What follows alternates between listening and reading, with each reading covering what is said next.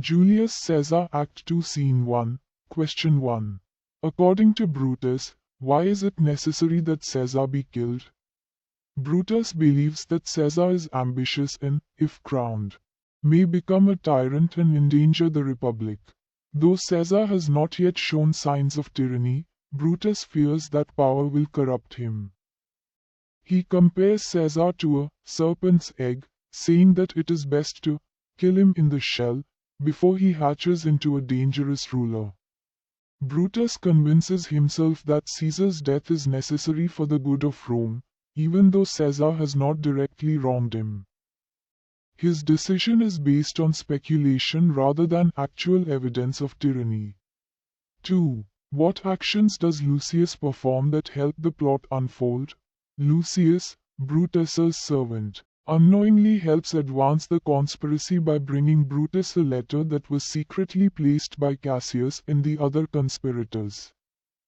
The letter urges Brutus to take action against Caesar for the sake of Rome. Lucius also confirms that the next day is the Ides of March, a significant moment in the play as it foreshadows Caesar's assassination. Additionally, Lucius announces the arrival of the conspirators at Brutus's house, setting the stage for their discussion on how to carry out their plan.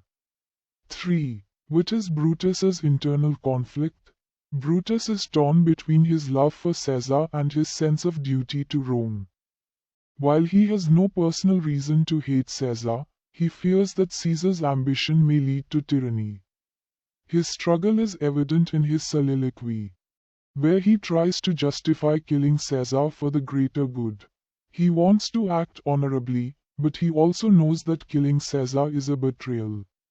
This internal conflict makes Brutus a tragic character, as he is forced to make a painful decision based on his idealistic belief in democracy and the welfare of Rome. 4. Why does Brutus disagree about taking an oath? When Cassius suggests that the conspirators take an oath to remain loyal to their cause, Brutus rejects the idea. He argues that their cause should be strong enough to bind them together without the need for an oath. If they require an oath, it implies that they are uncertain or lack conviction. Brutus believes that their love for Rome should be motivation enough and that they should not have to swear loyalty like mercenaries. His idealism and belief in honor contrast with the more pragmatic approach of Cassius. 5.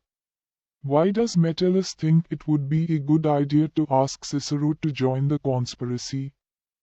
Metellus suggests that Cicero, an older and highly respected senator, should be included in their plot. He believes that Cicero's wisdom and reputation will lend credibility to their cause. If Cicero is involved, people will be more likely to accept their actions as just and honorable rather than a reckless act of murder. 6. Why does Brutus say they should not ask Cicero to join the conspiracy? Brutus rejects the idea of involving Cicero, arguing that Cicero will not follow any plan unless he himself is leading it. He believes that Cicero is too proud and independent-minded to be a follower. If they include him, there is a risk that he may not fully commit to their cause, which could weaken their unity. 7. What does Brutus say about killing Mark Antony? Cassius suggests that they should also kill Mark Antony, as he is a close ally of Caesar and might seek revenge. However, Brutus strongly disagrees, arguing that they should be seen as sacrifices, not butchers. He believes that killing Antony would make their actions seem too bloody and ruthless. Brutus underestimates Antony's influence and thinks that once Caesar is dead, Antony will be powerless and pose no threat. This decision later proves to be a fatal mistake. 8. What reason does Cassius give for why Caesar might not come out of his house today? Cassius worries that Caesar may not leave his house because he has grown superstitious. He recalls that Caesar has been disturbed by the strange omens and warnings he has received. The soothsayer's warning about the Ides of March, the stormy weather, and the unnatural events in Rome may make Caesar cautious. 9. By what method does Decius say he will use to get Caesar out of the house? Decius plans to flatter Caesar and appeal to his vanity. He knows that Caesar enjoys power and does not like to appear weak. Decius says he will reinterpret Calpurnia's dream in a positive way, making it seem like a sign of Caesar's greatness rather than a warning of his death. He will also suggest that the Senate plans to offer Caesar a crown, making him eager to go to the capital. Decius successfully manipulates Caesar's ego and persuades him to ignore Calpurnia's warnings. 10. Why is Portia, Brutus's wife, worried about Brutus? Portia notices that Brutus has been acting strangely. He has been restless, unable to sleep, and preoccupied with deep thoughts. He refuses to confide in her, which makes her anxious.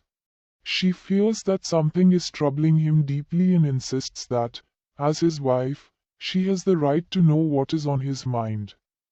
11. How does she prove her strength to Brutus? To show her loyalty and strength, Portia wounds herself in the thigh. She argues that if she can endure physical pain without showing weakness, she is strong enough to bear whatever secret Brutus is keeping from her. This act is meant to prove that she is worthy of his trust, but Brutus does not immediately reveal his plans. Scene 212. Why does Calpurnia want Caesar to stay home? Calpurnia has had a terrible dream that she believes is a warning of Caesar's impending death. She has also heard about strange omens, such as a lioness giving birth in the streets and blood raining down on Rome. She fears that these signs indicate danger for Caesar and begs him not to go to the capital. 13. Describe Calpurnia's dream. Calpurnia dreams that she sees Caesar's statue spouting blood, and Romans are joyfully bathing their hands in it. She interprets this as a bad omen, predicting that something terrible will happen to Caesar. 14. How does Decius interpret Calpurnia's dream? Decius twists the meaning of the dream to flatter Caesar. He claims that the blood represents Caesar giving life and strength to Rome. The Romans bathing in it symbolize their admiration and respect for him. This interpretation plays to Caesar's ego and makes him feel reassured rather than fearful. 15. What arguments does Decius use to change Caesar's mind about going to the capital? He tells Caesar that the Senate plans to crown him king, and if he stays home out of fear, they may reconsider. He suggests that if people hear that Caesar stayed home because of his wife's dream, they will think he is weak and afraid. He flatters Caesar by saying that the dream actually signifies his greatness and the love of the people. Scene 3, Question 16. What does Artemidorus plan to do? Artemidorus is a diviner, a future teller and supporter of Caesar, has learned about the conspiracy. He writes a letter warning Caesar about the plot and the names of the conspirators. He plans to give the letter to Caesar on his way to the capital, hoping to save his life. Scene 4, Question 17. Why is Portia so nervous? Portia is anxious because she knows about the conspiracy and fears for Brutus's safety. She feels powerless and struggles to remain calm while waiting for news. 18. What does Portia want Lucius to do? She asks Lucius to go to the capital and observe what is happening. She tells him to report back on whether Brutus looks well and what Caesar is doing. 19. What does the soothsayer tell Portia? The soothsayer warns that something dangerous is about to happen to Caesar. He plans to warn him once again, but he is unsure whether Caesar will listen.